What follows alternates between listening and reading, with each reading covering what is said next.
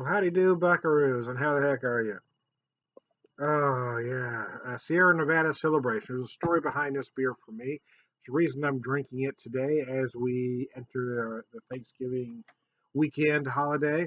I just want to mention, though, I was cranking my Pandora and I had to mute it because, well, YouTube gets a Snickers and a twist.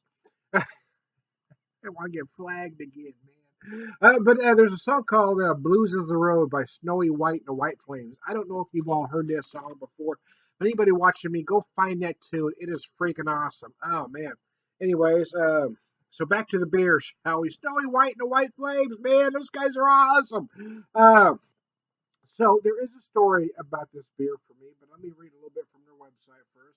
Celebration Ale, festive, fresh hop, holiday fun. The start of celebration season is a festive event.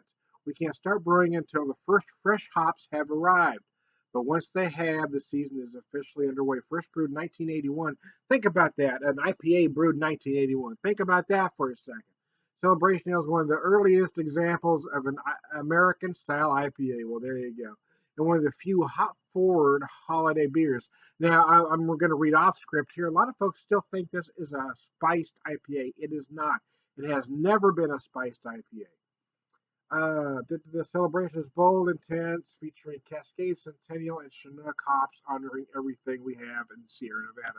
So there you go. 6.8%, 65 IBUs.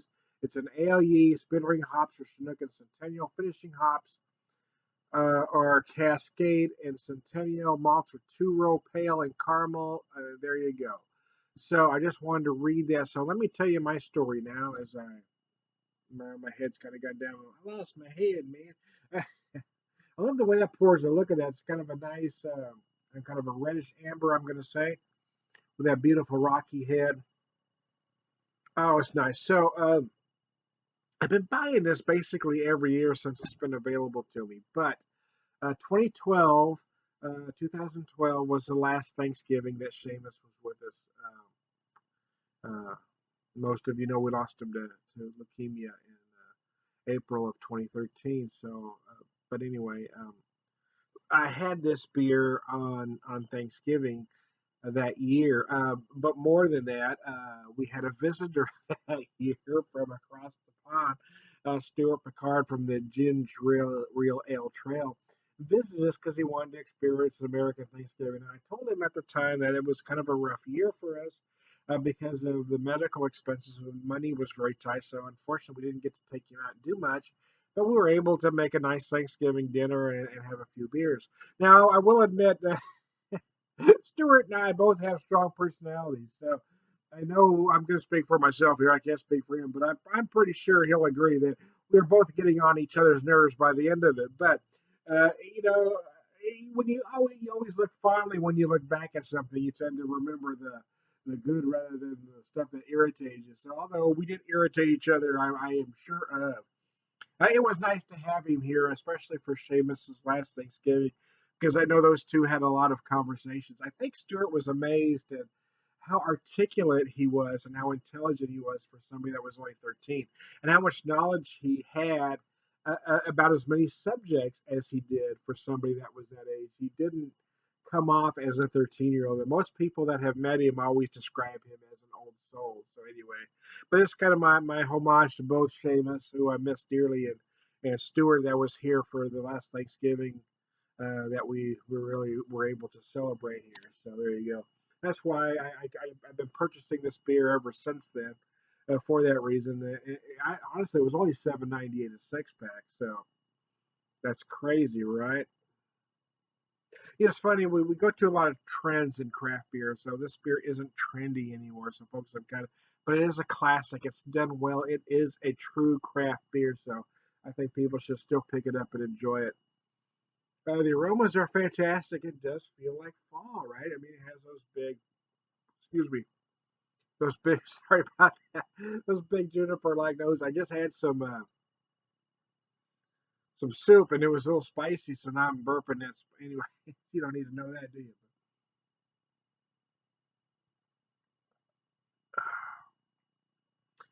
It's just a beer that feels like the holidays to me. Like I said, every Thanksgiving for several Thanksgivings before then. I had it. Now every Thanksgiving after, I seem to feel like I should pick it up.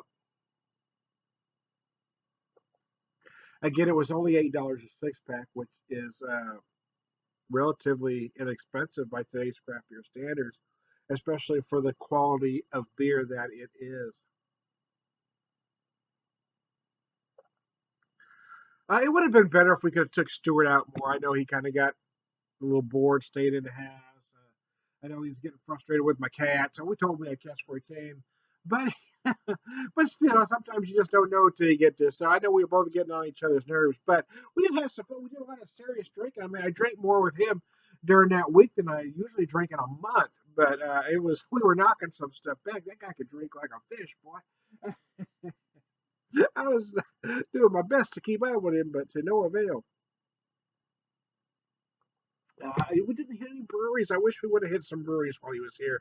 Oh no, actually, we did hit Springfield Brewery. We didn't hit any others though. We did go to Springfield Brewing Company, brew pub. Seamus went with us. They have a root beer there, and he liked, so that was fun.